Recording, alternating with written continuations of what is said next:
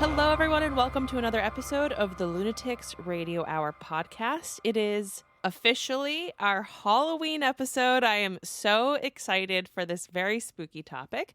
I am April Brenker, sitting here with Alan Kudan. Hello. And we have finally come to the most magical time of the year. I gotta say, our other October content did not seem spooky. I know that you think at that. all, actually. I know that you think that. But again, I'm just going to reiterate that Hitchcock really did so much for horror that it's a building block for us to... Why do you say that? All right, well, you can listen to our Hitchcock episode if you want to go back into that argument. However, today we are here to talk about the New England vampire panic.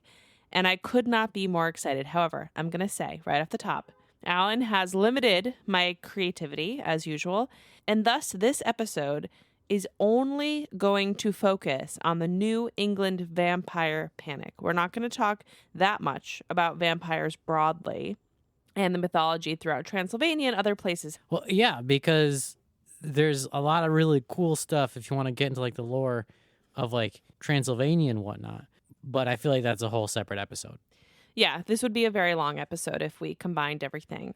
We actually have a really early episode where we covered vampires broadly. Well, that's because we did like a whole series on the Universal monsters, which was a lot of fun. But to your point, it was very early. And I don't know, I don't know, do you even use the internet then? We use the internet, but probably worth revisiting at some point. Okay, so we've all heard about the Salem witch trials, but the New England vampire panic feels a little bit less known to me. I didn't know about it at all. The vampire panic took place a century later, over a century, after the witch trials, proving that we learned very little from that tragedy. I feel like New England panics about a lot of things. Well, so does Europe. I'll also say that it's really, part of this is really personal for me because a big part of this story literally takes place in the town that I grew up in. Oh. So that's fascinating, and it was really cool to learn about it because I kind of knew that vaguely, but I didn't really know the details of that. So that was really, really cool. I don't know where the satanic panic happened, but I feel like a big chunk of it was centered in New England. Well, the satanic panic was really throughout the whole United States. But New England is part of the United States, so. Right, despite the name. Right. Today's sources. First of all, I want to say thank you to April Brenker for all of the help researching today's topic. We used a Smithsonian Magazine article by Abigail Tucker, The Great New England Vampire Panic, a NewEngland.com article by Joe Bills, New England's Vampire History, Legends, and Hysteria, a History.com article on vampire history, How the Rise of Vampire Fiction Coincided with the Real-Life New England Vampire Panic by Matt Bermer on BloodyDisgusting.com. And we will, of course, link all of the sources in the description of this podcast episode so that you can follow along and read those if you'd like to do some digging on your own. So hold on. Back it up. When did this take place? Like, what century are we talking about? We're really talking about the end of the 1700s, mid-1700s into the 1800s and throughout. So maybe like for, I would say, a solid 100 years. That's a long time to be thinking about vampires. It's a long time. And also when all this stuff happened and people were panicking and doing all the things we're going to talk about, they weren't really calling the entities that they believed to be vampires. What are they calling them? They largely called them, I think, corpses. Some newspapers, some historians, other people now, like when you write about it, vampire is used. And we're going to talk about all this. However, when the people experiencing the panic were going through it, they didn't necessarily say, oh man, I believe this person is a vampire. They believed they were, coming back after death and causing a lot of issues, but they didn't use that word. It's kind of cool. Yeah. So it's like an accuse your neighbor thing. And it's like, I think you died, but you're back. Like that? Well, guess what? The good news for you is that I'm about to tell you all about it. But before we do, I want to really atmospherically set the scene here, okay? It's smoky. Close your eyes for me. Okay. All right. Not if you're driving, but close your eyes if you can. Or walking. Skydiving. You were skydiving, yeah. I mean, at that point, yeah, just pull the lever, I guess, and close your eyes. Okay. What? No. Pull That's the so dangerous. parachute and just like glide on in. You still, what? You think it auto lands? If you are listening to this podcast while you were skydiving, there's other issues. It's kind of cool. You should hear, like What a way to go out. Yeah. A history podcast on vampires. While you skydive. All right. Anyway, close your eyes, Alan. Okay. You know the movie The Witch, right? No. Oh, yes. Okay. So that's kind of the vibe, right? Oh, yeah. They panic like crazy. Well, I mean, kind of aesthetically. So it's nighttime. You're in the New England forest. It's dark. There's a, colonizer settlement that you're part of. And you're living in, a very sort of rudimentary 1700s home. Okay. What does that mean? Everything is lit by candles. You and your family built this home yourself. There's no electricity, obviously. There's no plumbing. You have to go outside to use the bathroom. This is where we are. We're living in the world of the witch. Suddenly, your mom gets sick and she starts to develop kind of weird symptoms that nobody can really understand. And after months of being ill and being in bed, she passes. What was it? Next, your sister gets sick. Uh-oh. Sort of the same thing, different symptoms, perhaps. Vague, ambiguous. It's really hard to kind of describe what they are, but after a few more months, she passes. I'm feeling quite helpless. Quite helpless. Maybe your younger brother also goes through this. So now, maybe it's just you and your dad. The rest of your family has died. That's our whole family?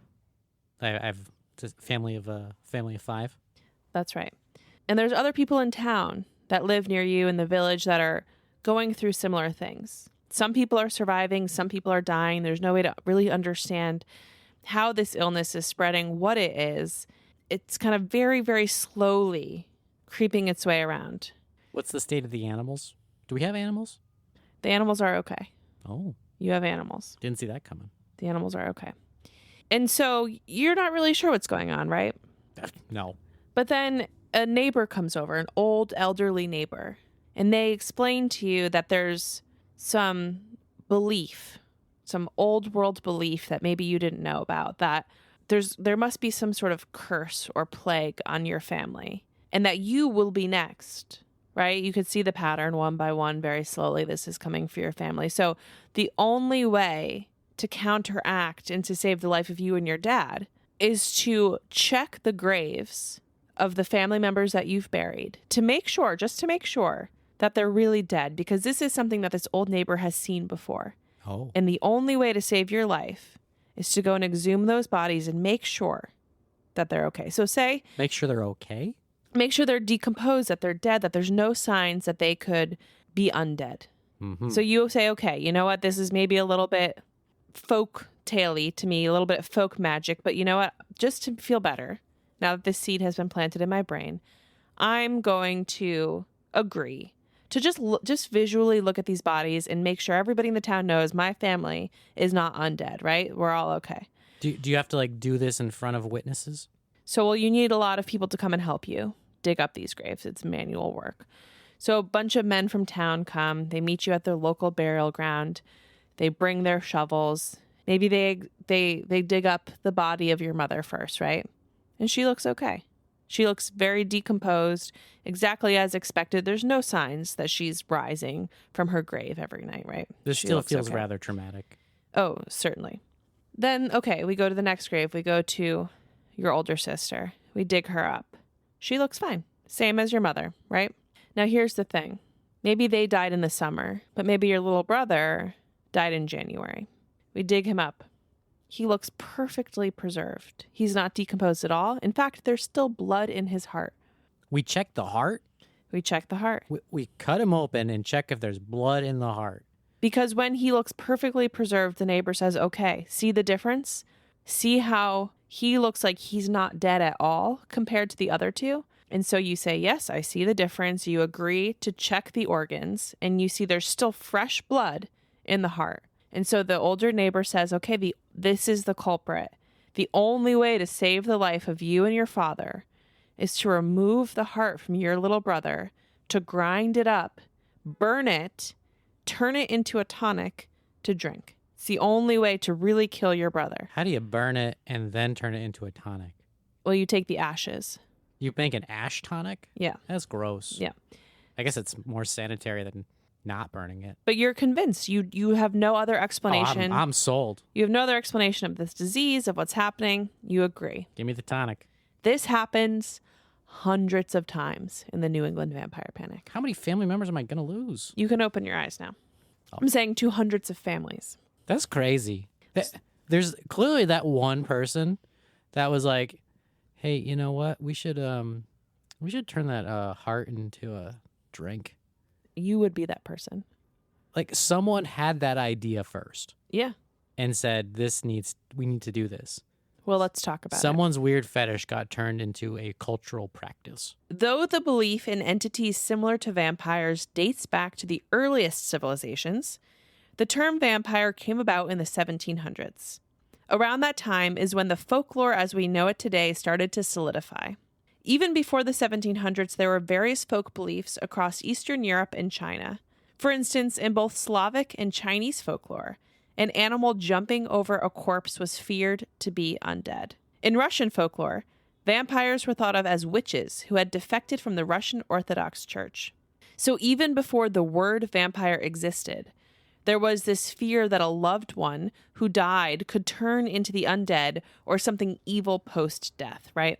I'm just really talking here about some of these old folk beliefs that could have migrated to New England, right, over the years, and that some of these people were calling upon when this strange, bizarre illness started to take hold. Just made me think of, I don't know where this bit came from. Vampires, immortal beings, and they're existing for thousands of years. And then one day some guy shows up holding 2 sticks into the sign of the cross, and then suddenly it's your downfall. Oh, they hate that. They hate that. Apparently. So, but actually, that's a really timely example because, right, I just said in Russia, this really came about as an evolution from believing that witches were people who defected from the church, right? So some things like that carry through that, okay, there's this belief that people who reject religion for whatever reason are othered or evil, and they must be a witch or a vampire, right? So that's part of that through line that you just brought up as a joke. Typical colonizer talk. And in turn, traditions arose that were meant to prevent the turning of a corpse into something sinister.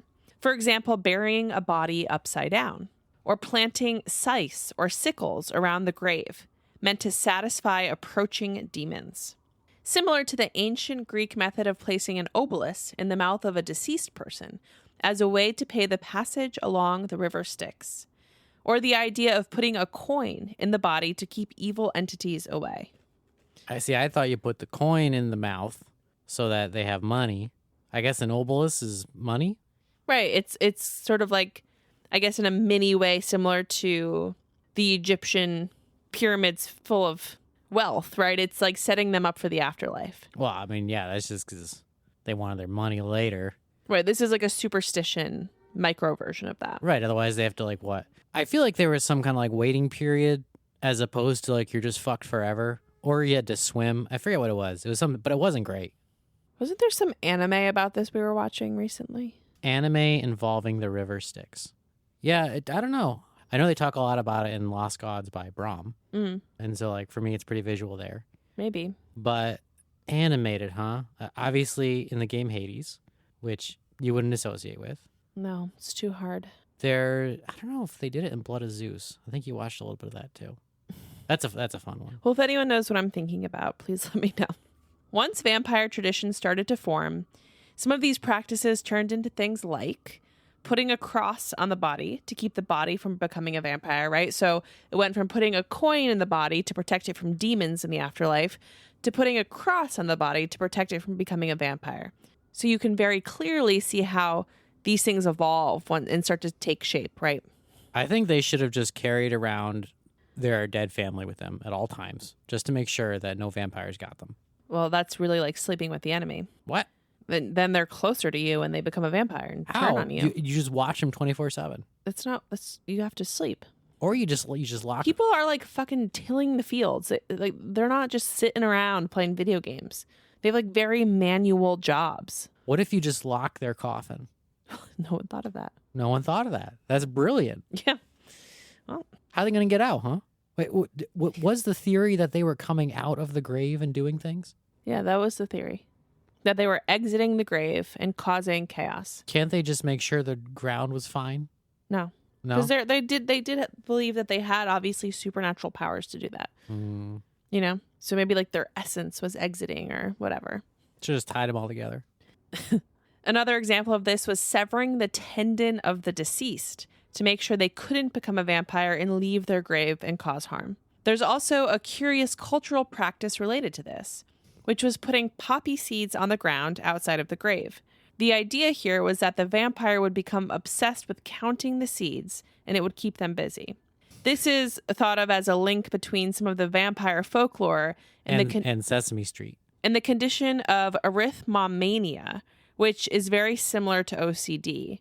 And this wasn't only a European belief, strangely. In China, there was a very similar belief that if a vampire encountered a bag of rice, it would need to count each grain.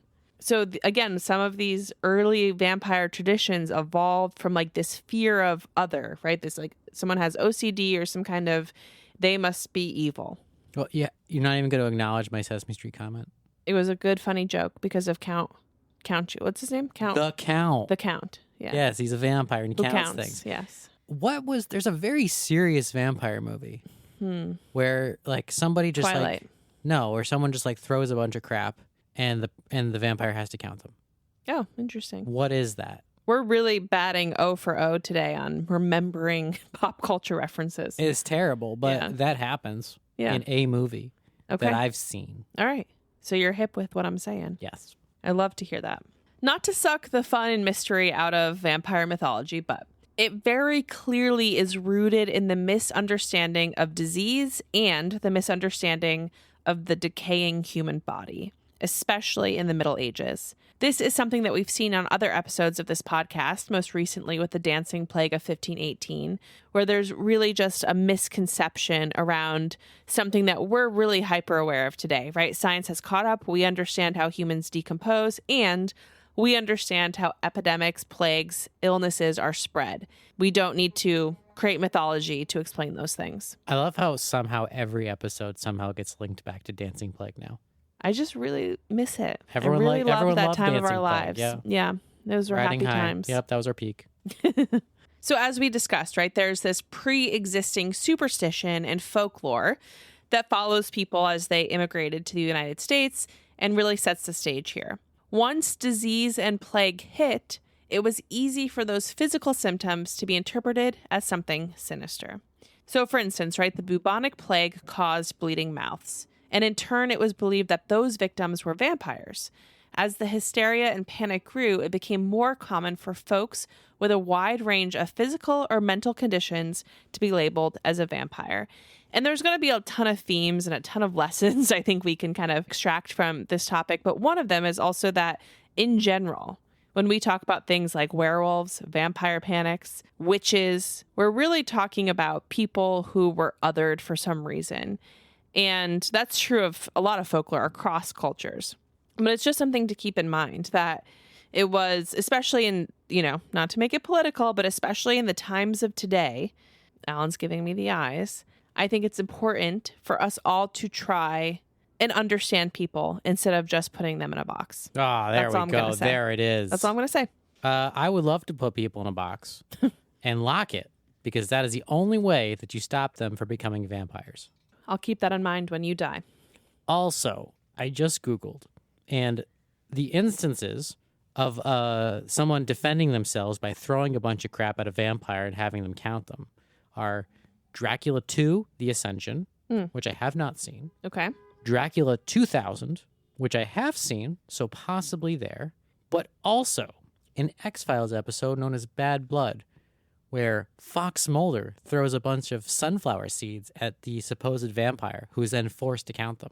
X-Files always gets it right. They always do their historical research. So I want to quote from the History.com article on vampire history. Quote, "Many researchers have pointed to porphyria, a blood disorder that can cause severe blisters on skin that's exposed to sunlight, as a disease that may have been linked to the vampire legend. Some symptoms can be temporarily relieved by ingesting blood. Other diseases blamed for promoting the vampire myth include rabies or goiter. Goiter is a swelling in the neck that occurs when a thyroid gland enlarges. Ooh. It can be like a big lump." Yeah, sounds it. Okay, back to the quote here. "When a suspected vampire died, their bodies were often disinterred to search for signs of vampirism. In some cases, a stake was thrust through the corpse's heart to make sure they stayed dead. Other accounts describe the decapitation and the burning of the corpses of suspected vampires well into the 19th century, end quote. So that's really setting the stage. That kind of stuff is happening across Europe. That really plays a large part into overall vampire mythology. Okay, we're done setting the stage. Now we're going to talk about the New England vampire panic. So I can finally open my eyes. You can open your eyes. Thank you. Despite Vlad the Impaler's fame and renown for inspiring Bram Stoker's character of Dracula, it's actually Mercy Brown from Exeter, Rhode Island, who did the most for vampire mythology. What? When tuberculosis came to southeastern Connecticut and Rhode Island in the 1730s, it wasn't immediately clear what was happening. By the 1800s, when the vampire panic was in full swing, tuberculosis, or consumption, was the number one cause of death throughout New England, responsible for about 25% of all deaths. Wow. I thought it was going to be heart disease. Tuberculosis spread in a very different way than some of the illnesses that we are used to. The symptoms were different across different people. Some people were totally spared.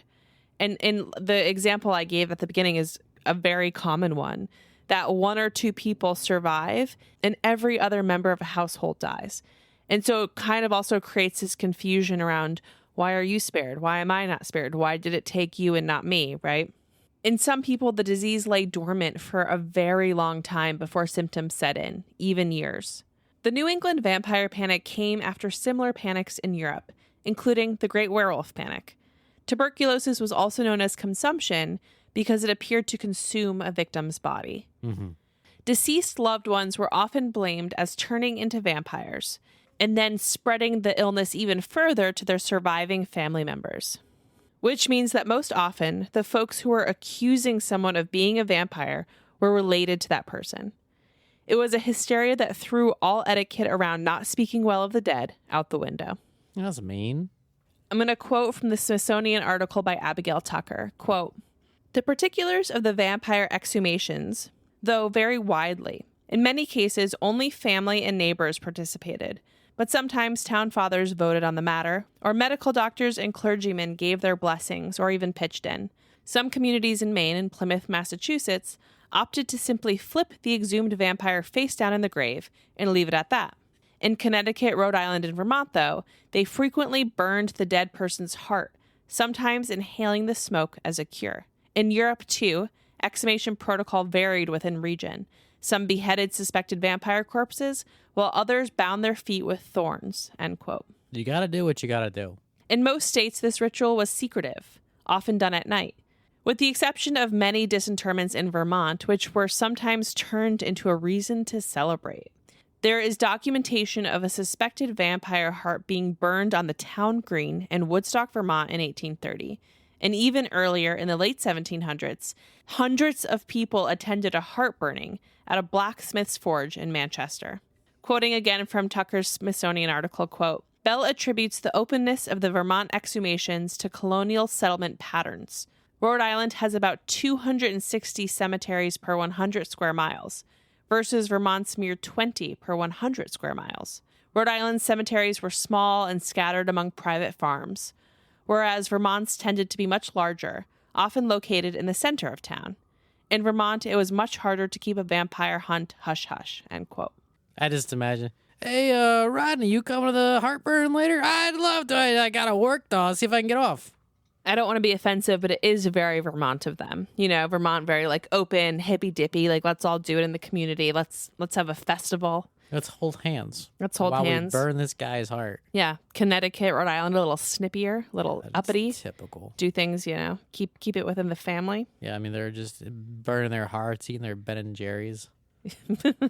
The story of the New England vampire panic really starts in Vermont in 1790 with the death of Rachel Harris. Harris died of tuberculosis that year, and a year later, her widowed husband, Captain Isaac Burton, married her stepsister, Huldah. And it didn't take long for Huldah to start to demonstrate similar symptoms to her late sister. I mean, did you not expect trouble from marrying the stepsister named Huldah? I know, very spooky. It was assumed that Rachel was causing Huldah's illness from beyond the grave because of jealousy, obviously. Quoting from the New England article by Joe Bills, quote, In February 1793, more than 500 Manchester residents braved frigid temperatures to watch the liver, heart, and lungs be removed from Rachel's exhumed corpse and burned on a blacksmith's forge. How do they do that? How do they exhume parts in front of everyone? They literally crack the rib cage, cut them open, and pull it out. Do they like string her up like Jaws? No, they just pull her out of the grave and do those things and probably throw the body back in the grave and then take the heart to the forge where everyone comes to watch it be burned. Back to the quote here. According to some versions of the tale, portions of the organs were preserved to make a medicine for Huldah. Regardless, she died that September. You think they're giving her dead body part medicine? Following her death, did the good people of Manchester realize the error of their ways? Sort of. They reasoned that perhaps Rachel hadn't been a vampire at all, but rather a witch. Ah, End quote. good, of course. So obvious. And that's something that happened so often, there was reason to doubt that this would work, right? It's not that it ever worked. There were so many times where they're like, okay, we have one family member left. We have to do this. And still that person died. But it didn't stop the panic from being the way that this was dealt with. I just imagine, the guy being like, sorry, my bad, called it wrong. She was not a vampire. She was a witch. Of course. It's all right. Yeah, we should have handled this with the other set of superstitions that we have for witches. You'll get him next time, Rodney. One account of the New England vampire panic comes to us from the diary of naturalist and writer Henry David Thoreau. Thoreau wrote, quote, "The savage in man is never quite eradicated. I have just read of a family in Vermont who, several of its members having died of consumption, just burned the lungs and the heart and the liver of the last deceased in order to prevent any more from having it." End quote. The diary is even dated September 26, 1859, though it is believed to reference an event involving the Spaulding family from Dummerston, Vermont from 1790.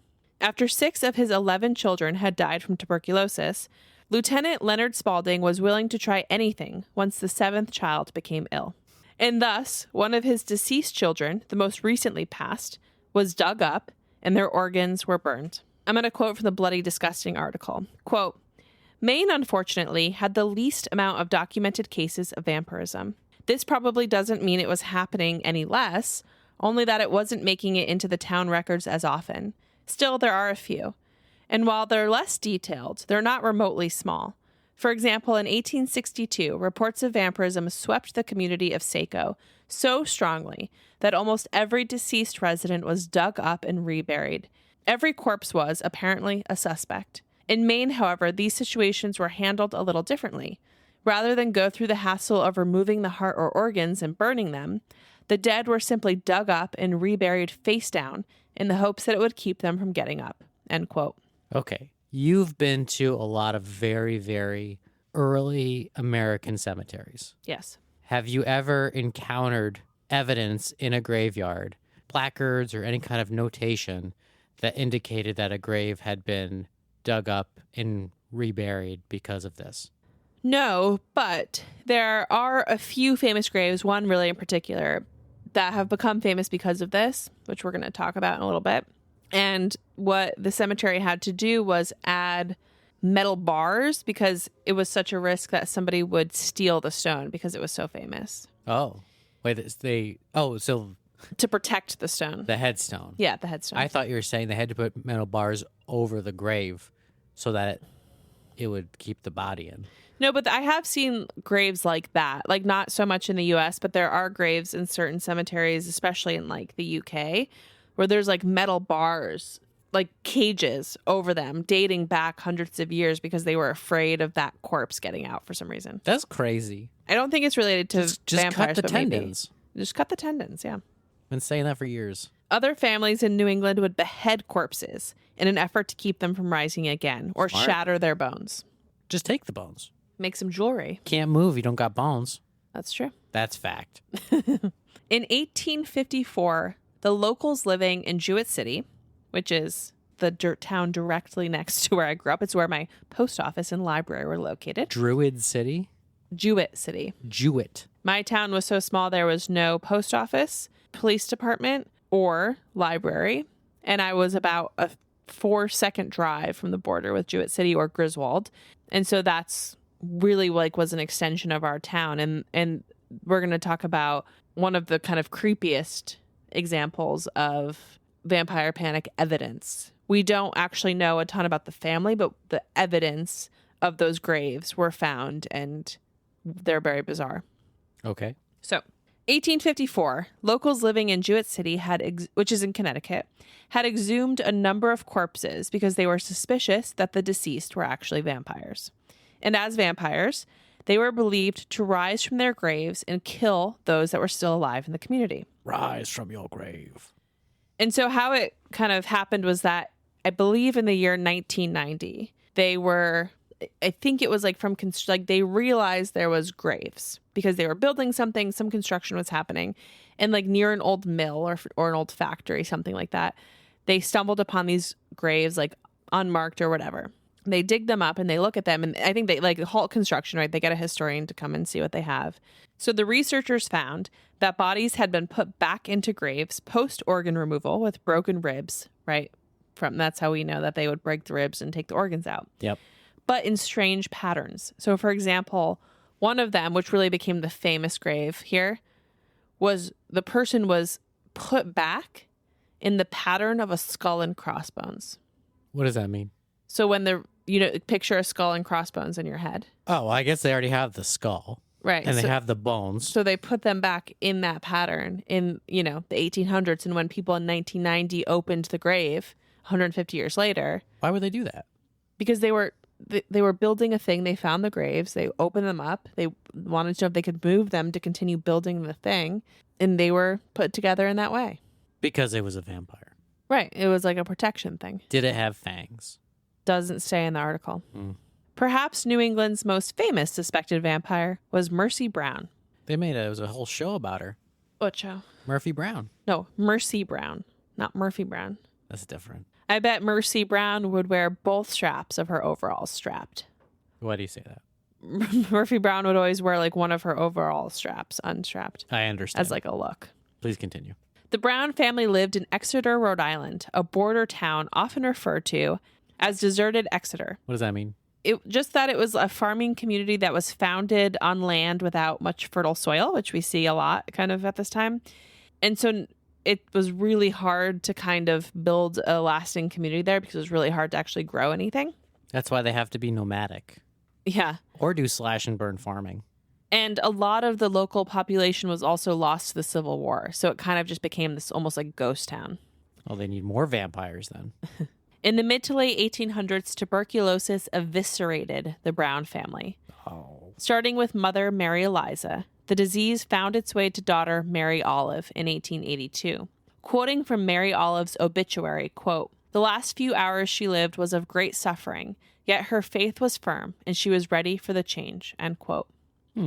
Next, the disease came for son Edwin, who would endure a long and prolonged life with the illness. What does tuberculosis do to your body? I imagine it's not good.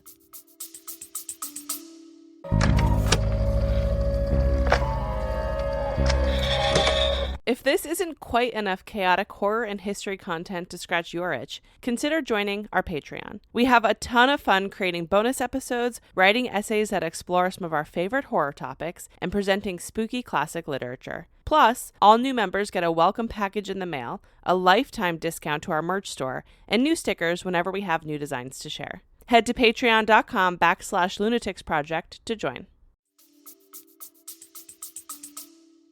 So the main thing was a cough that would last for a very, very long time. It would start with phlegm and could eventually turn into coughing up blood. Sure. Chest pain, severe weight loss. There were fevers, sweats, that kind of stuff. Pretty severe weakness and tiredness, fatigue. Just like no longer being interested in food, having chills from the fever. And then swelling that kind of wouldn't go away ever. So it's a lung infection that just ends up wrecking the rest of the body. Right. It's an airborne respiratory disease. Like COVID. Yeah. Like COVID, but different. So the son gets sick, right? Edwin gets sick. He ends up living with tuberculosis for a very, very long time, but he gets sick. And so he goes to Colorado Springs in the hope to find naturalistic healing. And this is something I actually remember from our Waverly Hills episode. What was that? We did an episode with our friend Bob Dawn on their kind of haunted experiences going to this old tuberculosis ward, which is very famous, called Waverly Hills. Oh, yeah. And With the ball down the hall. with the ball down the hall. And it's interesting because like the belief then was like, okay, people needed fresh air, which is so funny because all of these people only had fresh air at this time, but they would like put them in these hospitals and like put them outside. Like the idea was they just need to go to the country. Like they just need some fresh air and that will be the cure. Well, it does stand to reason that people are getting more sick when they were in confined spaces because Sure. we know how airborne illnesses travel. Yeah. And when there was like lots of ventilation, then there's a good chance that people didn't get sick. Right. So anyway, he goes to Colorado Springs kind of seeking fresh air. In 1892, a decade after the death of her mother and sister. So this is what I mean about the illness sitting dormant in somebody for a really long time. Daughter Mercy Lena fell ill and ultimately perished. While Mercy was still suffering, her brother returned to town. So she's really, really sick. He comes back. He's in terrible shape, and he would also eventually pass away. Pre-existing superstition in the area had laid the groundwork for attributing so many deaths in one family to the undead. It felt targeted. Though the term vampire, again, wasn't used here, friends and neighbors started to suspect that one of the deceased Brown family members was in essence a vampire. Not only was it believed that one of the Browns were a vampire, but that they had caused the illness and passed it on to Edwin. So at this point, right, you're the dad, you're George Brown, your wife, 2 of your daughters have died. You have a very sick son. What are you going to do, right? Dig them all up, puree the hearts, smoke them, right? You're exactly right. After much convincing, the father of the family, George Brown, allowed for the disinterment of several family members so that they could review their bodies. And on the morning of March 17th, 1892, a group of men gathered at the cemetery and picked up their shovels. The bodies of the deceased Brown women were dug up and examined. So Mary Eliza and Mary Olive, mother and daughter, looked to be decomposing at a expected rate. But by comparison, Mercy Brown's body seemed to have barely decomposed at all, and there was actually still blood in her heart. The country folk were also suspicious that her hair and nails had grown post-death. Again, they had the heart, and they're like, okay, do you think they cut it open? I think Or they do you used a think knife. they just like give it a little squeeze? You're so gross and weird. They obviously cut it open. What do you think we're doing here? Give it a little squeeze. Or maybe when they pulled it out, like blood got on their hands, and they were like, oh, there's blood in here. I mean, it would have 100% coagulated. I don't think it's gonna pump. No, it's not going to pump. It's but not going to be liquid. It was a liquid. That was the point. Blood can't sit for more than like a couple hours. Well, just let me get through this, okay? Maybe I'll explain it to you. Maybe if you're really lucky, I'll give you an answer. Yeah, if I'm lucky, I'll get an answer on this one. Thanks. And thus, Mercy Brown was decided to be the culprit. But here's the thing. Mercy Brown, as a reminder, died a decade after her mother and sister. And she had died only a few months before she was exhumed. So to compare the rate of decomposition of her mother and sister who had died 10 years earlier to the decomposition of Mercy, who not just died a few months earlier, but also died in the middle of winter, is not the same thing because her body was kept in a frozen. There's some debate whether she was in kind of this like built up outdoor tomb because the ground was too frozen to bury her for a few months, or if she was buried. But either way, she was outside in the freezing, frigid temperatures. Yeah, so her body was incredibly incredibly preserved. She's in a meat locker. Exactly. So they were like, oh man, look at her compared to her mom. She's I've a always vampire. referred to New England as the meat locker. That's true. So in an effort to save the life of poor sick Edwin, Mercy's heart and liver were removed from her body and burned. The ashes were turned into a tonic or a drink for Edwin in the hopes to cure his illness. What do you think happened, Alan? They drank it. Yep. Did Edwin survive?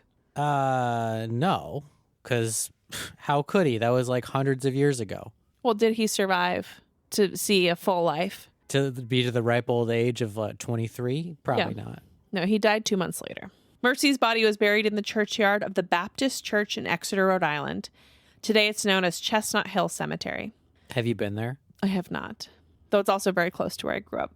The incident caused Rhode Island to be known as the vampire capital of America. By whom? Who gave that that title. Some newspaper man. Rhode Island is also the home of the vampire legend of Nellie L. Vaughn from 1889, who died at the age of 19. Nellie was laid to rest in what is known as Rhode Island's Historical Cemetery No. 2. And local urban legend tells us that her grave is cursed. And here we have Rhode Island's Historic Cemetery No. 2. I'm going to quote here from a New England article by Charles Robinson. Quote, one local university professor who studied vampirism claimed that no vegetable or lichen would grow on Nellie's grave, despite numerous attempts to plant there. And people are still taken aback by the inscription along the bottom of Nellie's tombstone. The curious words read, I am waiting and watching for you, end quote. I fucking love that. Give me a quote like that on my gravestone. Make the people wonder. Who's trying to plant lichen? Because there's this folklore. So they're like, okay, there's this weird urban legend. We're going to disprove it. And they can't. Real? How do you do that? Well, the lichen is probably related to werewolf mythology, I would assume, obviously. No. A lycanthrope. Sure. It's a similar name, but it's it's like a moss that grows on rocks. It's really slow. I don't think you can plant lichen. I don't know much about planting. Yes, you can encourage lichens to grow in your garden. How? Create a damp and shady area. Sure, you can encourage. Tuck it into fallen debris. Okay, so basically make a graveyard. Mix it with moist substances. Yeah, so yeah, all these things are already done. Right, it's not growing. There's a vampire afoot. I mean, sure, that's suspicious. If lichen's growing, though, it's a very good sign of the ecosystem. It's actually one of the good benchmarks. But it's not growing. Well, clearly they have a poor ecosystem. Yeah, they need more moisture. And less vampires. George Brown never got tuberculosis, and he lived long enough until 1922 to see the discovery of the vaccine. In all of these cases, and there are many, many more, it was typically older family members or neighbors that would convince the grieving family that a vampire or undead family member was to blame. There was a continuation of the old folklore beliefs that persisted.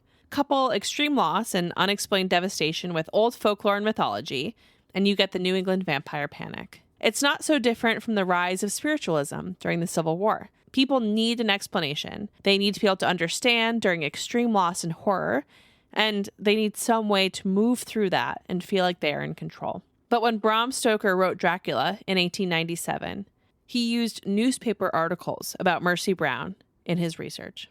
One of the biggest reasons that we chose this topic is because the rise in vampire literature seems to correlate quite perfectly with the rise in vampire mythology and panics in the United States.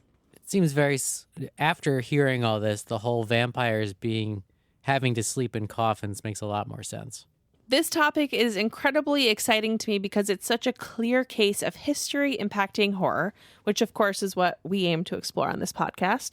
On an infamous rainy vacation in Geneva, Mary Shelley wrote Frankenstein, and John Polidori wrote The Vampire, which predated Dracula by 78 years.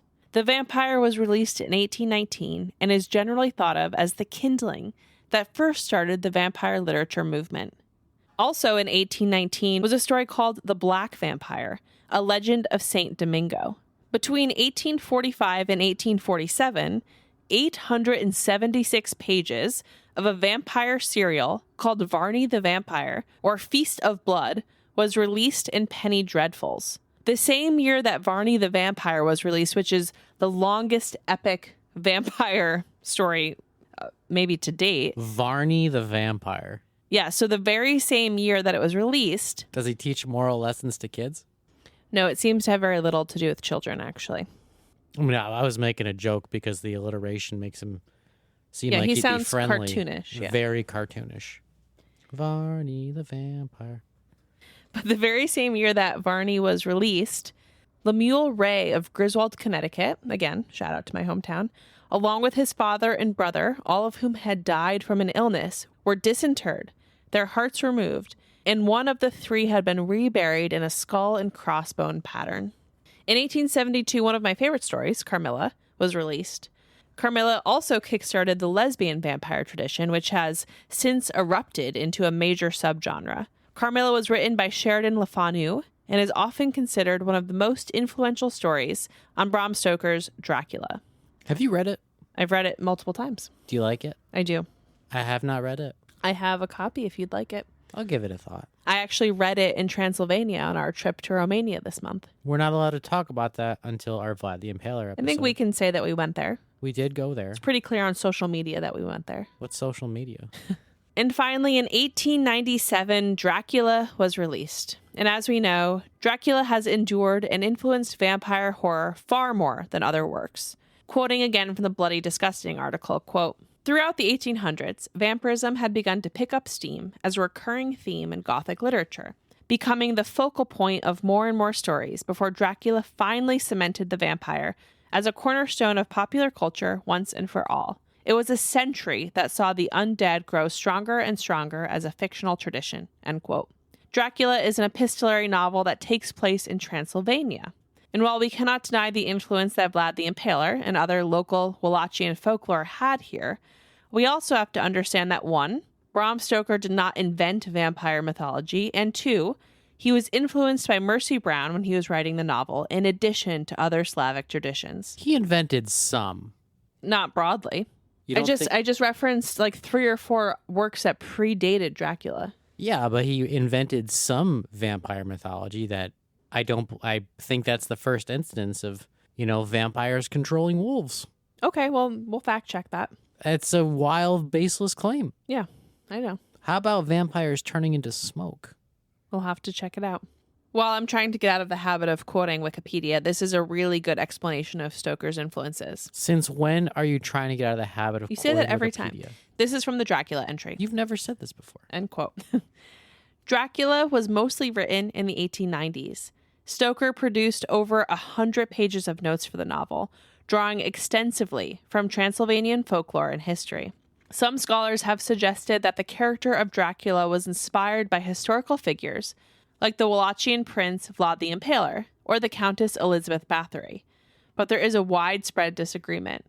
Stoker's notes mention neither figure. So his notes do not mention Vlad the Impaler, but they do mention Mercy Brown. Back to the quote. "He found the name Dracula in Whitby's public library while on holiday, thinking it meant devil in Romanian," end quote. So we know, because we just went, that the word Dracula is also associated with Vlad the Impaler. His father was Vlad Dracul. Dracula is son of Dracul. And we'll talk about that on this other episode when we get to it. But Bram Stoker didn't know any of that. Nah. He found the word Dracula in a dictionary. Yeah. What, in a dictionary? In Whitby's public library while on holiday. Typical. And again, he thought that it meant devil in Romanian. The rise of the New England vampire panic was very entangled with the earliest versions of vampire literature. And tracing the folklore behind this mythology is a topic for another episode. Though these stories seem outdated to us now and historic, we do have to acknowledge that the 1800s are far more recent than the Salem witch trials of 1690. And especially in today's political climate, again, it's a good reminder that we don't know everything about how the world works. And sometimes it's better to try and force ourselves to take a look at something in a new way. I'm going to quote one final time from the Bloody Disgusting article. Quote, "During that time frame, vampires were being established as a cornerstone of horror fiction. And at the same time, New England was gripped by a genuine panic, as people were digging up and desecrating their loved ones out of fear that they were rising from the dead. It is absolutely fascinating that these two things, which should be polar opposites, were happening simultaneously. One can't help but look at these dates so close together and wonder how it was even possible. How did a boom of vampire fiction and a resurgence in the belief of vampires happen at the same time? It sounds completely contradictory. In some ways, it is, and in some ways, it isn't," end quote. There's a socioeconomic answer to this. The writers of these stories were all from affluent and educated backgrounds. And the folks in New England digging up their dead loved ones, not to minimize and whatever, but they were not looking at this through this educated lens, right? They were going through something horrifying and they were desperate. You really do have two different types of people living in two different worlds. You don't have local people in New England whose family members are mysteriously dying, creating vampire horror fiction. That's happening in Europe and in other places. So I think it's a really good point that the article makes about how wild it is that these things are happening at the same time. You really just have to look at the world, hypothetically speaking, that each of those groups were living in, right? John Polidori vacationing in Geneva with Mary Shelley and Percy Bysshe Shelley and Lord Byron is a totally separate thing than being in colonial New England and everybody's dying, your food is failing, and you're just kind of fucked, you know? It's not fun. And that, my friends, is the history of the New England vampire panic and how it influenced the rise of horror vampire tradition. Are there any movies on this? I don't think I've seen a like colonial horror vampire movie. I actually just assumed that there weren't because I can't think of any either. And just a quick Google, I don't really see anything coming up beyond documentaries. I don't know. I don't. I feel like colonial horror is kind of cool. Expensive to make, of course, but I don't know. People like The Witch, People love The Witch. You also have Scooby-Doo and the Witch's Ghost. which is not colonial horror. Well, it takes place in Plymouth. Sure. If you're craving New England vampire panic specific horror, the good news is that we are going to have one more episode this month, if you can believe it. And we will present to you 3 vampire-themed horror stories. Are they good? They're excellent. Well, that's great. The other thing that I want to say is that our friend, the very, very talented Pilar Kep, designed a beautiful illustration of the New England vampire panic. In my opinion, it is our best and scariest design that you can find in our merch store. So if you head to lunaticsproject.com and click on merch, you can take a look at what's available there. We also are sending out postcards and stickers with the beautiful design on it if you'd like one. And you're not already in touch, please reach out to us on social media. And we have some extras to send out this year. Abby said that if she sells 1 million stickers, she'll get the design as a tattoo. Absolutely. No problem. Does it matter where? What body part I get it on? Forehead. No, I'm not going to get it on my forehead, but I will get it. I have to ask Pilar permission. Oh, that's right. Otherwise, you have to pay her licensing every time someone looks at you. That's right. It's not sustainable. All right. Well, I hope, Alan, did this scratch your Halloween itch a little bit more? Slightly more than Hitchcock, despite the fact that there are no movies, which is a bummer. Yeah, it is a bummer. I already have a plan for next year, and I think you're going to like it. I think you're right, Alan, that this topic doesn't call upon specific horror films. However, it calls upon Dracula. You know, it kind of goes back a layer. Sure, yes, and Dracula being a Halloween staple, I will give you that. And if we were going to broaden this up and just talk about vampires in general, then of course we'd have like an infinite number of movies to watch. Did we do a series? It was just on vampires, right? It wasn't Dracula. Well, it was part of the Universal Monster series, so I think it kind of had like a focus on Dracula, but we talked about just generally how vampire mythology developed. I understand. So, okay. I have a better scope of our upcoming encapsulation of future vampire related topics. There you go. As always, thank you all so much for being here. Hope you are enjoying the spookiest and last days of October. And of course, we will talk to you one more time before the end of this month and on the holiest of days when the veil is absolutely the thinnest. And I hope everyone goes out there and really communes with your loved ones who have passed, as is tradition. Speaking of which, I also just want to say episode 49, which is quite old, the Samhain episode remains one of my favorites. We had our friend Miranda Warzel on to really talk about pagan history. If you're wondering what the history of Halloween is, I'll link that episode in the description as well. But I really, really love that exploration on the history of Halloween going back thousands of years. So just a little, if you're trying to get in the Halloween spirit and learn something new. But as always, thank you guys so much for being here. Stay safe, stay spooky. Don't forget to vote, and we'll talk to you soon. Bye. Bye.